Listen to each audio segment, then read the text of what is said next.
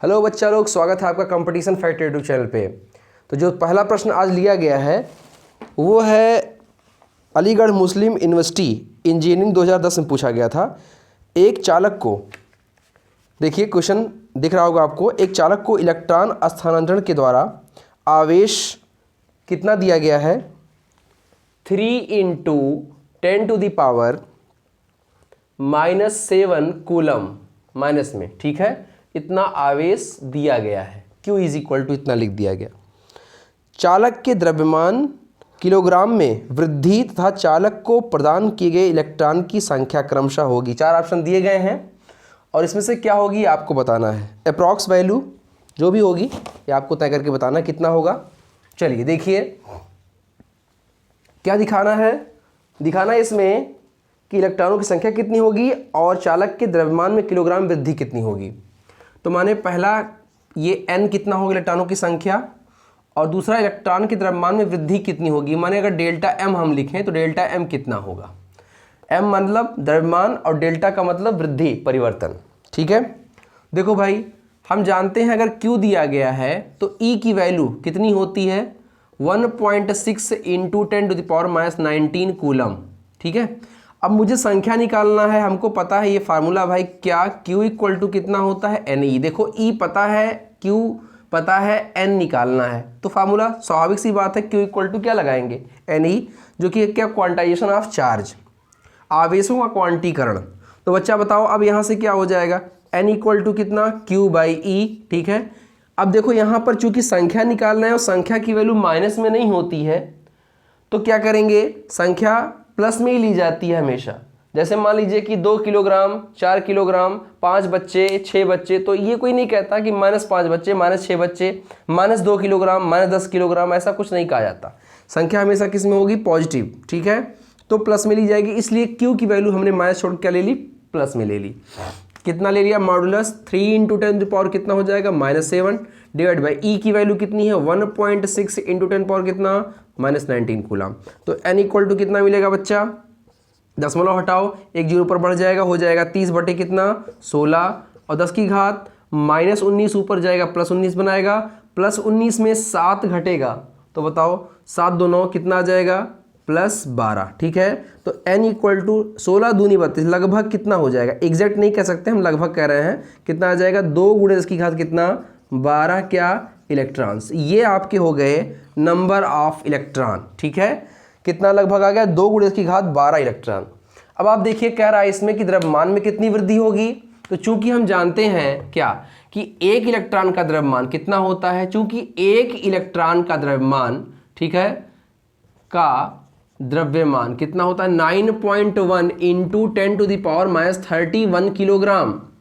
इसलिए इतने संख्या में वृद्धि होने पर, कितनी संख्या में वृद्धि होने पर 2 × 10 की घात 12 इलेक्ट्रॉन जो हो रहे हैं, इनकी संख्या में वृद्धि होने पर कितने द्रव्यमान वृद्धि होगी, इतना गुणे इतना। जैसे एक पेंसिल की वैल्यू 5 रुपए तो 10 पेंसिल की वैल्यू 5 × 10, यही तो करते हैं हम। ठीक इसी प्रकार एक इलेक्ट्रॉन का द्रव्यमान इतना किलोग्राम है तो इतने इलेक्ट्रॉनों का द्रव्यमान कितना हो जाएगा 9.1 × 10⁻31 इंटू ये जो वैल्यू है 2 × 10⁻ कितना 12, ठीक है। अब आप बताओ इसे सॉल्व करते हैं तो 9 दूनी लगभग कितना हो गया 18, कितना हो गया 18, 18 कितना 2 × 10 की घात -31 और +12। अब आप इसको -31 + 12 ऐड करो कितना हो जाएगा 12 8 20, ठीक है, 10 30 और 1 19 हो जाएगा, -19 हो गया, ठीक है। अब आप एक क्या करो 10 से भाग 10 से गुणा कर लो। तो 10 से भाग 10 से गुणा इसलिए कर रहे हैं कि दशमलव एक अंक पे खिसक आए। 10 से भाग करेंगे 1.82, 10 से भाग करने पर 10 से गुणा करने पर क्या हो जाएगा 10 की घात कितना -18, ठीक है। अब आप बताओ यहाँ से 1.82 लगभग किसके बराबर है, लगभग ये 2 के बराबर है। किसके बराबर है 2 के, तो 2 × 10 की घात कितना हो गया -18 क्या किलोग्राम। यहाँ किलोग्राम में था तो वैल्यू किस में हो गई किलोग्राम में। तो हमारा जो ऑप्शन आया वो क्या आया, सबसे पहले मास आया 2 × 10⁻−18 किलोग्राम, ठीक है 18 किलोग्राम। और इसके बाद नंबर ऑफ इलेक्ट्रॉन्स कितने मिल गए 2 × 10 कितना 12 इलेक्ट्रॉन, ठीक है, 2 × 10 की घात 12 इलेक्ट्रॉन, ये हो गया। तो चलिए अब चेक कर लिया जाए कि कौन सा ऑप्शन होगा। तो ध्यान दीजिएगा, ऑप्शन देख रहे होंगे आप, तो आपको ऑप्शन डी 2 × 10⁻13 किलोग्राम ये दिख रहा है, और 2 × 10 कितना 12 इलेक्ट्रॉन ये दिख रहा होगा, ठीक है। तो इस प्रकार कौन सा ऑप्शन सही हो जाएगा, ऑप्शन डी सही हो जाएगा, ठीक है। तो चलिए इसको देख लीजिए, प्रश्न समझ में आया होगा आपको। अब बच्चों नेक्स्ट क्वेश्चन की तरफ बढ़ेंगे हम लोग, ठीक है। दूसरा क्वेश्चन देखते हैं। दूसरा क्वेश्चन केरला के मेडिकल एग्जाम में पूछा गया था। 2 समान आवेशित गोले एक दूसरे से वायु में 0.6 मीटर की दूरी पर रखे हैं। देखो बच्चा, 2 आवेशित गोले हैं। कैसे आवेशित गोले हैं, समान आवेशित गोले हैं, है ना।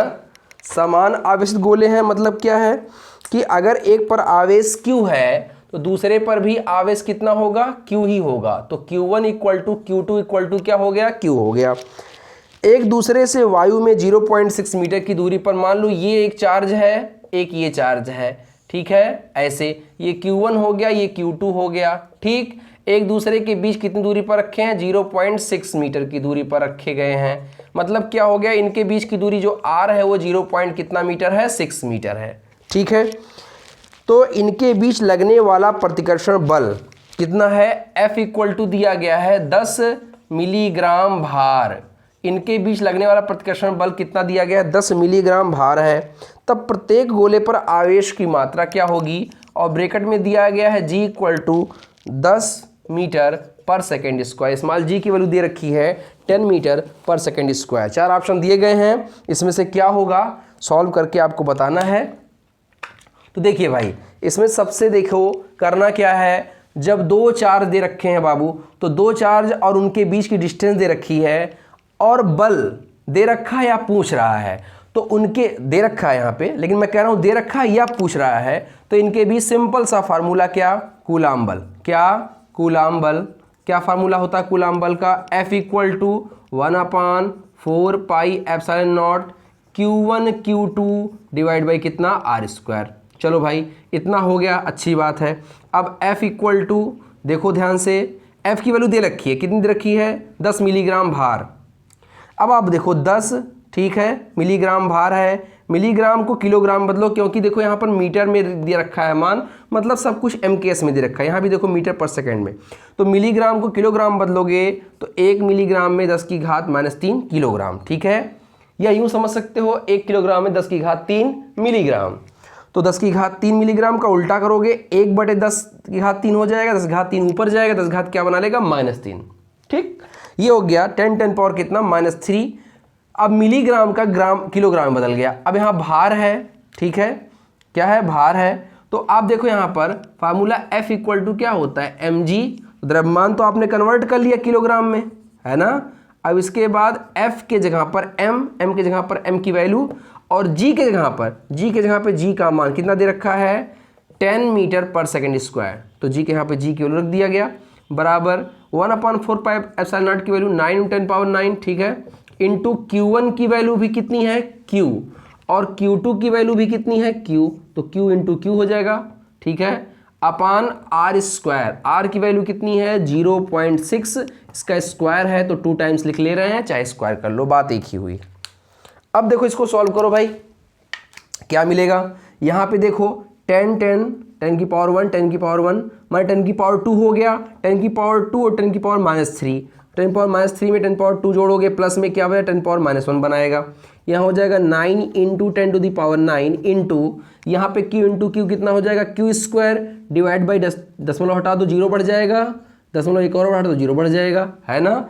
तो क्या हो जाएगा भाई बताओ, यहाँ पे Q² × 100 डिवाइड बाई कितना, 36, या 6 ही लिख लो, 6 × 6, ठीक है। अब आप देखो 3 से काटो, 3 × 9, 3 दूनी 6, ठीक है, फिर 3 से काटो, 3 × 3, 3 दूनी 6, है ना, ऐसा हो गया।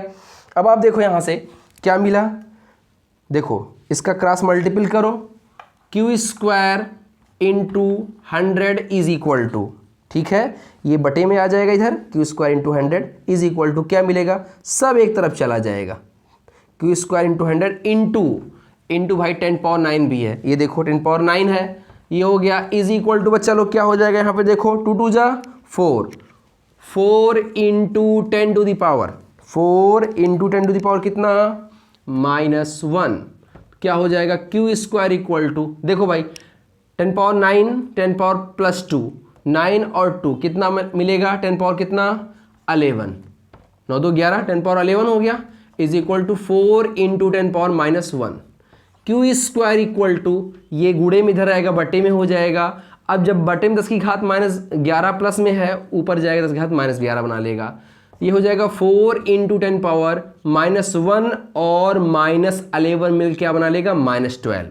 ठीक है, तो क्यू स्क्वायर इक्वल टू फिर नहीं समझ में आ रहा, मैं इधर करके दिखा दे रहा हूँ आपको। देखो भाई यहाँ बगल में देख लो आप, बिल्कुल ब्रैकेट में मैं इसको इलाबोरेट कर दे रहा हूँ। 10 टू द पावर 11 इधर जाएगा बटे में होगा, बोलो हाँ कि ना, तो क्यू स्क्वायर इक्वल टू क्या मिलेगा 4 इंटू 10 पावर -1 है डिवाइड बाई 10 पावर 11 बना लेगा 10 पावर 11 बटे में चला गया, गुणे में था मल्टीप्लाई किया क्रॉस मल्टीप्लिकेशन बटे में चला गया। अब क्यू स्क्वायर ये बटे में ऊपर जाएगा क्या बनाएगा 4 इंटू 10 पावर -1 है, ये है यहाँ 10 पावर 11 जाएगा 10 पावर -11 बना लेगा, 10 पावर -11 10 पावर -1 क्या बना लिया 10 पावर 12, तो ये लिख दिया मैं 10 पावर 12। अब जब स्क्वायर हटाओगे तो इधर क्या लग जाएगा अंडर रूट हो जाएगा 4 इंटू 10 पावर कितना -12। 4 का स्क्वायर रूट कितना होता है 2 होता है, 10 पावर -12 का स्क्वायर रूट कितना होता है 10 पावर -6, इतना कूलाम, या लिख सकते हो 2 इंटू 10 पावर हटा दो -6 क्या बन जाएगा माइक्रो कूलाम, क्योंकि एक माइक्रो में कितना होता है 10 पावर -6 कूलाम होता है। तो इस प्रकार से Q की वैल्यू 10 पावर 2 इन 10 पावर -6 या 2 माइक्रो कूलम मिल गई है। चलिए ऑप्शन देख लेते हैं कौन सही होगा, इसमें से 4 ऑप्शन दिए गए हैं। देखो भाई इसमें अगर चौथा ऑप्शन डी देखा जाए तो 2 माइक्रो कूलम दे रखा है, कितना 2 माइक्रो कूलम, तो इस प्रकार ऑप्शन डी यहाँ पे सही हो जाता है। ठीक है, चलिए भाई देखिए क्वेश्चन आपको स्क्रीन पर दिख रहा होगा, एक आवेश Q को 2 भागों में, कौन कौन से भाग, आवेश Q को डिवाइड किया गया है 2 भागों में, कौन कौन सा भाग है भाई, पहला आवेश है स्मॉल q, और इसमें से जब स्मॉल q निकाल दिया गया तो क्वेश्चन में कह रहा है क्या बचेगा भाई capital Q minus small q। अगर मान लो 10 था, ये 10 में से 5 निकाल लिया गया या 10 में से 3 निकाल लिया गया तो यहाँ कितना बचेगा 10 माइनस 3, तो वही काम किया गया। कैपिटल Q था, इसमें से Q एक भाग निकाल लिया गया और एक भाग कितना बचा Q माइनस स्मॉल q। विभाजित किया जाता है, अलग करने पर दोनों आवेशों के बीच का कूलाम बल अधिकतम होगा।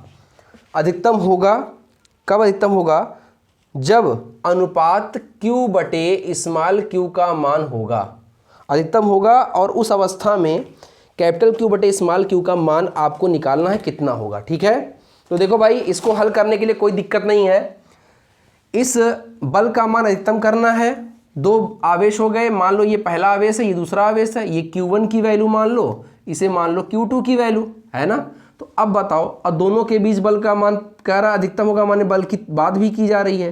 तो F इक्वल टू फार्मूला क्या पता है अपने को पता है F इक्वल टू भैया 1/4πε0 Q1 Q2 अपान कितना R²। इसको हम K भी लिख सकते हैं, इसके यहाँ पे क्या लिख सकते हैं K लिख सकते हैं, K लिख लो भाई। ठीक है, क्या करने के लिए फालतू लिखोगे। अब आप बताओ, कह रहा अधिकतम होगी बल की वैल्यू, यहाँ पर क्या वेरिएबल है, क्या बदल रहा है, आवेश बदल रहा है। देखो आवेश को ही, एक आवेश को 2 भागों में बांटे, दूरी की बात कहीं नहीं कर रहे हैं, दूरी परिवर्तित नहीं हो रही है, और K तो कांस्टेंट ही है।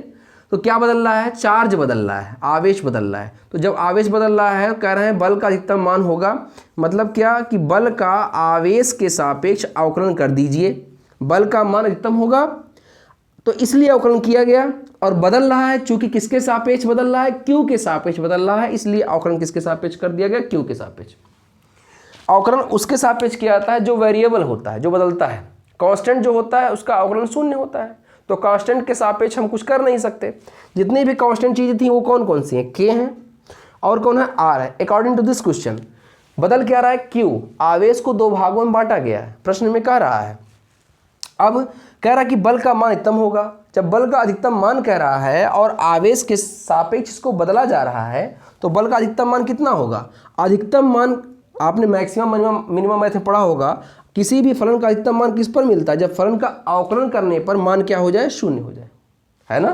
तो अब आप देखो ये इसे इक्वेशन फर्स्ट मान लीजिए, इक्वेशन फर्स्ट है इसका, चूंकि अकॉर्डिंग टू क्वेश्चन हुआ, अकॉर्डिंग टू क्वेश्चन चले हैं हम, ऐसा अकॉर्डिंग टू क्वेश्चन ऐसा लिखे हैं अधिकतम होने के कारण। जब अधिकतम होने के कारण इतना होगा तो इसका अवकलन करो भाई, इक्वेशन फर्स्ट का, इक्वेशन फर्स्ट का डिफरेंशिएशन करिए, क्या मिलेगा, d d q of f, d d q of f, ठीक है, is equal to d d q of f की वैल्यू कितनी है भाई, यहाँ पर के Q1 Q2, तो Q1 की वैल्यू कितनी है, Q है, Q2 की वैल्यू कितनी है, capital Q minus small q, divide by कितना है, आर स्क्वायर, ठीक है।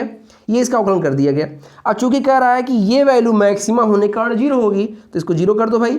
जब इसके जगह आप जीरो रखो क्या मिलेगा, मिलेगा आपको डी डी क्यू, मैं इसको पहले लिख रहा हूँ के, ठीक है, डी डी क्यू के, इसके बाद क्या है Q गुणे Q minus small q upon r square, ये इसके जगह पर क्या हो जाएगा, जीरो, यहाँ पे ऊपर लिखा गया है जीरो हो गया।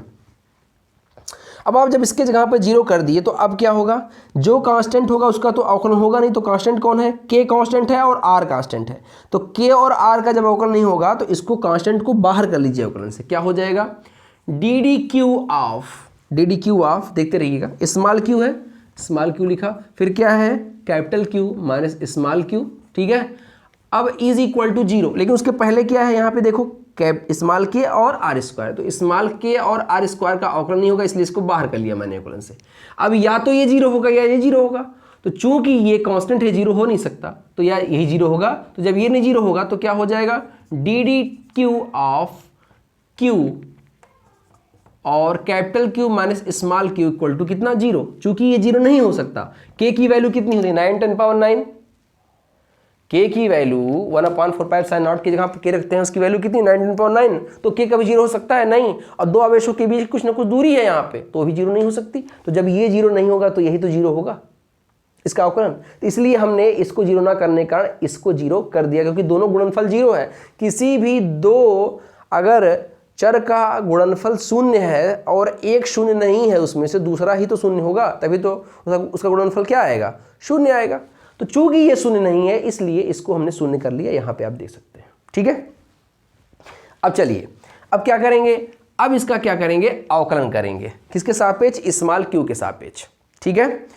अब आप देखो अवकलन करेंगे, मान लो इसको ये प्रथम पद हो गया, ये क्या मान लो द्वितीय पद मान लो, अवकलन करो क्या हो जाएगा, प्रथम पद रुका, प्रथम पद रोक लो, इसका अवकलन का फार्मूला पता है, प्रथम पद रुका द्वितीय पद का अवकल गुणांक प्लस द्वितीय पद रुका प्रथम पद का अवकल गुणांक, तो प्रथम पद रुका q minus capital Q minus small q, मैं यहाँ पे लिख दे रहा हूँ, अगर x के सापेक्ष u और v दो पद हैं, इनका अवकलन किया जाए तो प्रथम पद इसको मान लो, द्वितीय पद इसको, इसमें किसी भी कोई प्रथम द्वितीय मानो कोई फर्क नहीं पड़ता, प्रथम पद रुका द्वितीय पद का अवकल गुणांक प्लस द्वितीय पद रुका v रुका और प्रथम पद का अवकल गुणांक u, ये होता है फार्मूला।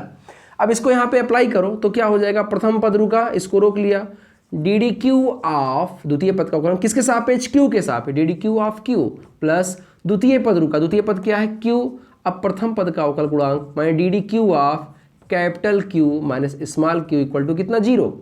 अब देखो यहाँ से capital q minus small q और इसका अवकलन कितना हो जाएगा, 1 हो जाएगा, क्यू का क्यू के सापेक्ष अवकलन 1, फिर स्मॉल क्यू रुका, अब इसके सापेक्ष इसका अवकलन, तो बताओ यहाँ पर अवकलन किया जाए तो D d q of capital Q होगा, ठीक, फिर डी डी क्यू ऑफ कितना, स्मॉल क्यू होगा।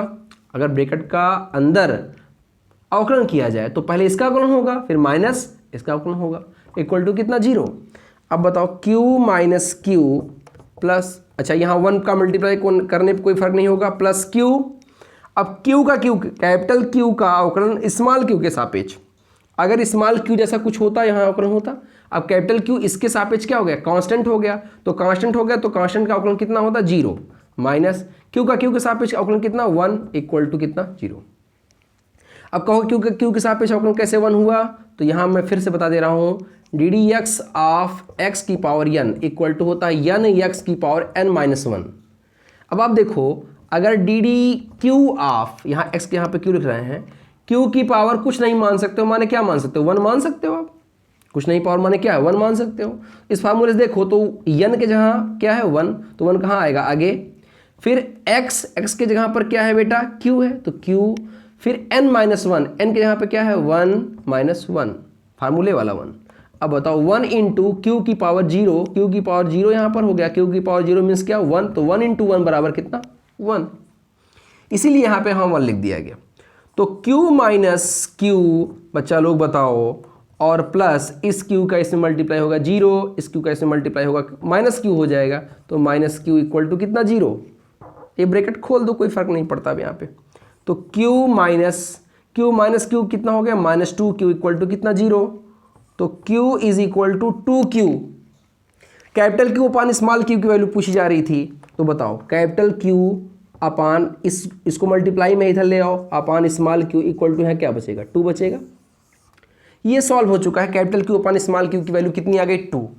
चलिए देखिए ऑप्शन में कोई ऑप्शन आपको दिख रहा है कि जिसमें ऐसा था, तो बिल्कुल 4 ऑप्शन दिए गए हैं, इसमें ए ऑप्शन जो है वो 2 दिया है, तो यहाँ पर ए ऑप्शन सही हो जाएगा। ये क्वेश्चन 3 आपको सॉल्व कराएगा जो परीक्षाओं में पूछे गए थे। इसी प्रकार क्वेश्चन आगे भी आपको मिलेंगे। चैनल पर नए हैं, चैनल को सब्सक्राइब करना मत भूलिएगा, और इस वीडियो को अधिक से अधिक अपने दोस्तों के साथ शेयर करिए। ऐसे ही वीडियो देखने के लिए चैनल पर बने रहिए। अगले वीडियो में मिलते हैं, तब तक के लिए नमस्कार।